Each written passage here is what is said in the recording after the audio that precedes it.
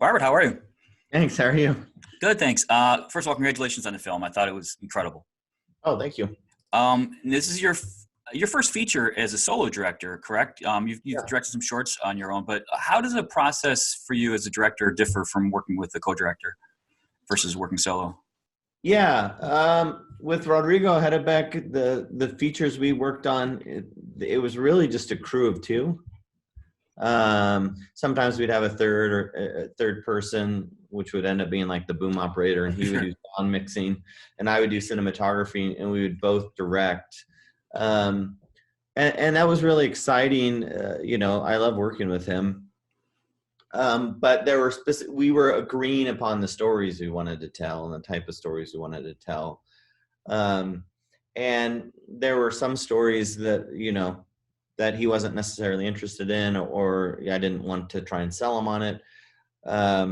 And so I started, we both have made solo work through the years of collaborating, and it just this story itself felt appropriate to kind of try on my own. Sure. And then, of course, we used to live in the same towns together. When we were in undergrad, we were in Monterey. When I went to grad school, I went to Davis, which is his hometown.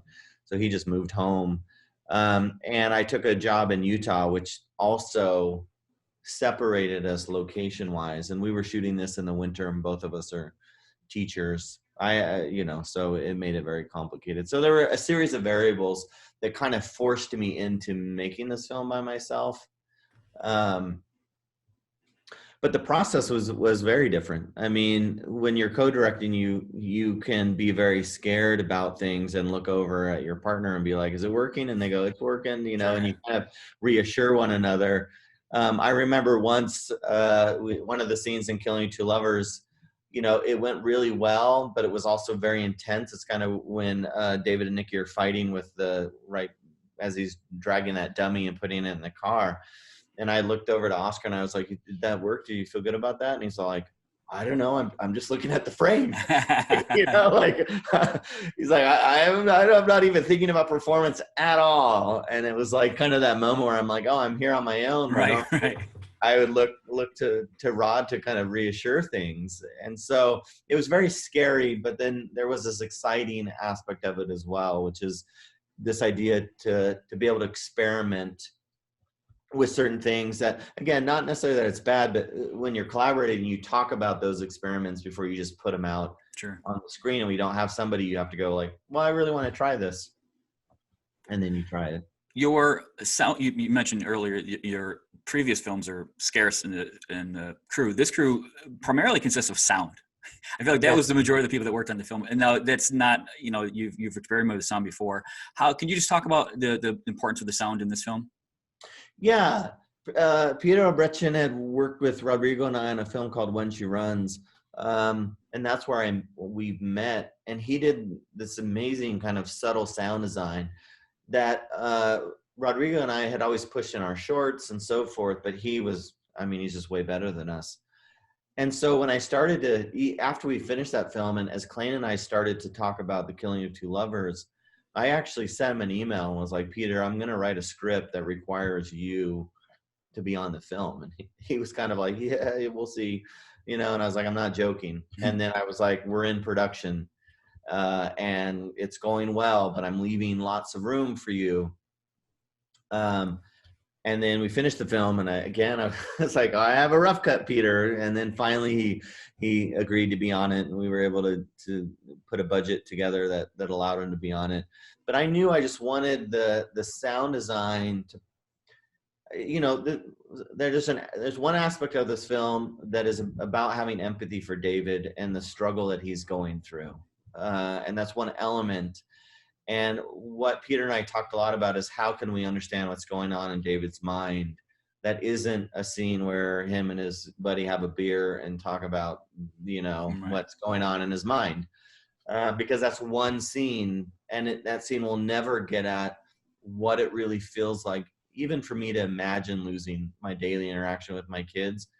That's a horror story that just will spin my mind. And so it's not a one conversation, it's a constant. And in this film, it was, the distance and time away from the kids would cause things. So we have these moments where he's with the kids and everything's fine, and then as he is less or away from them, you begin to hear the chaos and the turmoil that erupts. And I think it's very true. I mean, being a parent and having children is very chaotic, but you have people that love you unconditionally, and that's a feeling that you can't really share with people that don't have children. It's Sure. really undescribable. Your use of long takes, extremely long takes, it creates tension in itself. I'm curious if that's something you're conscious of in the writing process, or if that's something when you get on set, you determine which scenes you can have coverage of and which ones you're not. Yeah, I mean, it's something that I always try and explore, have tried always in cinema to try and explore. I think there's something about it, and there's ways.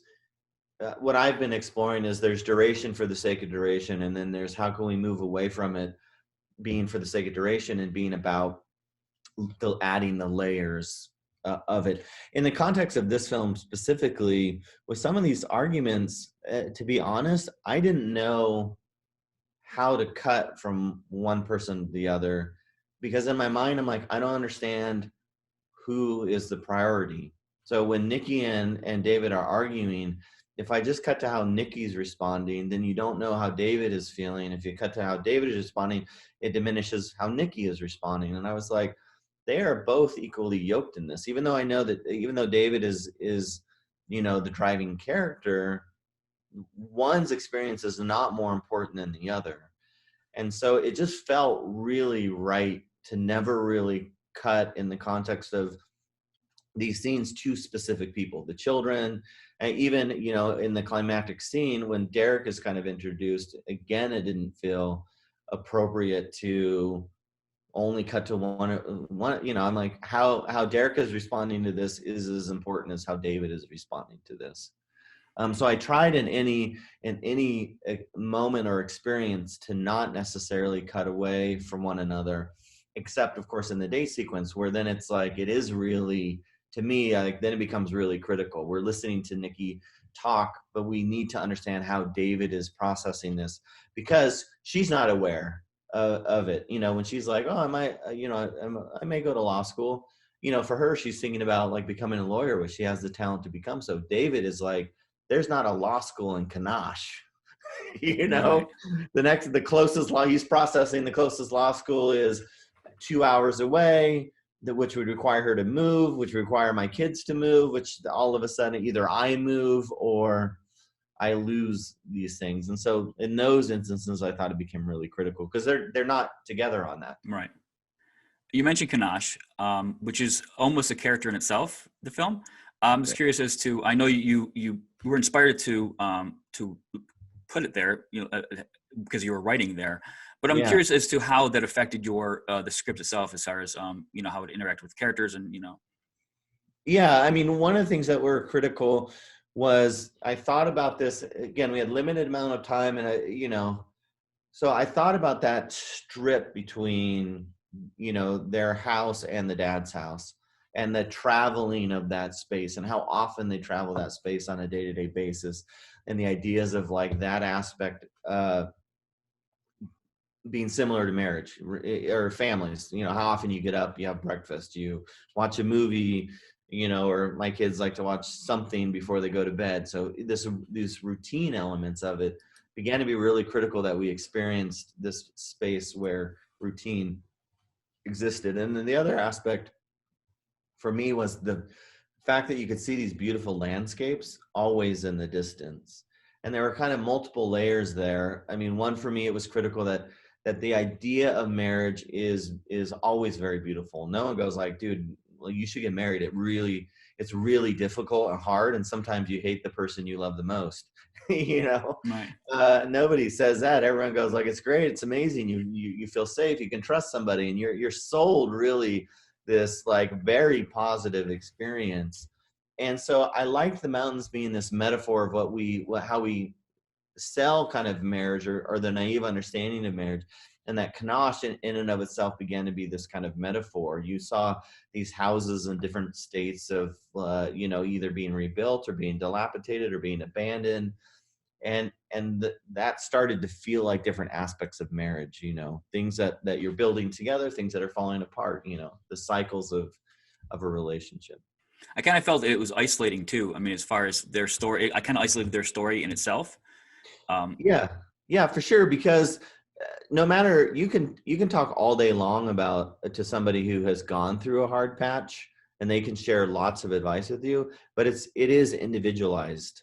I mean, a student of mine recently shared that he was going through, a separation, and asked this artist who was talking to the students who shared that she had gone through a divorce, what advice do you give me? And she's like, you try and be as graceful as possible, right? And which is great advice.